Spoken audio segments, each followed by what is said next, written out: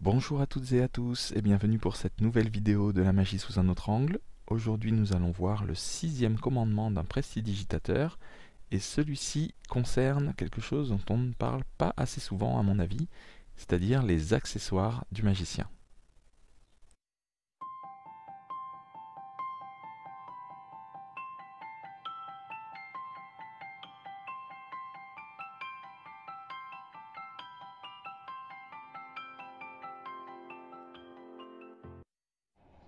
Sixième commandement, tes accessoires tu chériras.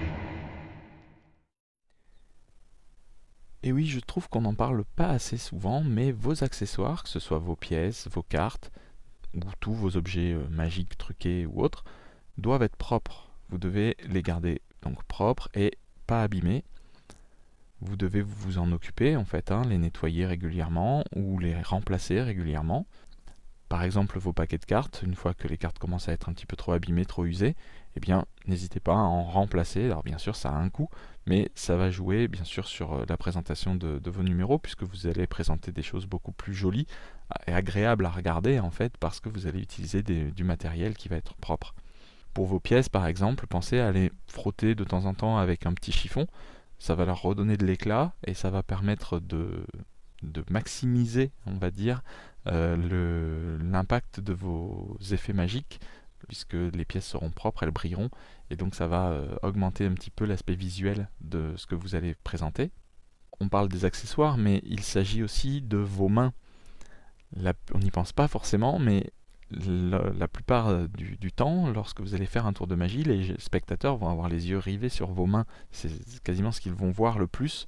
Donc il ne s'agit pas d'avoir les mains sales, ou d'avoir les ongles sales, ou abîmés, ou d'avoir des petites peaux au coin des doigts. Non, il faut éviter ça en fait, puisque sinon les spectateurs vont être un petit peu écœurés par vos mains, et ça va gâcher clairement le tour. Donc pensez, avant de faire un numéro, à vous laver les mains, bien sûr, et surtout à entretenir vos ongles. Alors bon, on a beau être en majorité des hommes, même s'il y a peut-être des femmes qui regardent cette vidéo, les magiciens sont majoritairement malheureusement des hommes, mais c'est pas parce qu'on est des hommes qu'il faut avoir les mains crades.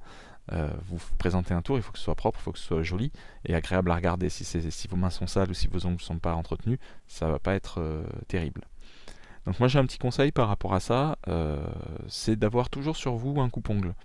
C'est tout bête, un coupe-ongle c'est petit, ça se range dans une sacoche, ça se range à côté de votre portefeuille dans votre sac. Euh, avec un coupe-ongle toujours sur vous, lorsque vous allez avoir un ongle qui va un petit peu vous gêner, qui va être un peu abîmé, ou une peau qui va commencer à s'arracher, on va dire, c'est un petit peu cracra, mais bon, c'est la vie, c'est la nature. Et bien plutôt que de vous acharner dessus avec vos ongles, et bien vous allez prendre le coupe-ongle et vous l'aurez toujours sur vous, et du coup vous allez pouvoir vous occuper de vos ongles proprement, et ça va vous permettre de garder les mains propres. Donc n'oubliez pas ce sixième commandement, vraiment prenez soin de vos accessoires et de vos mains pour améliorer encore une fois l'impact et la présentation de vos tours de magie. Si cette vidéo vous a plu, n'hésitez pas à mettre le pouce en l'air, à partager, à mettre un commentaire si vous voulez, et vous pouvez bien sûr vous abonner à la chaîne si vous aimez ce type de contenu. Et quant à moi, je vous dis tout simplement à très très vite pour la prochaine vidéo de la magie sous un autre angle.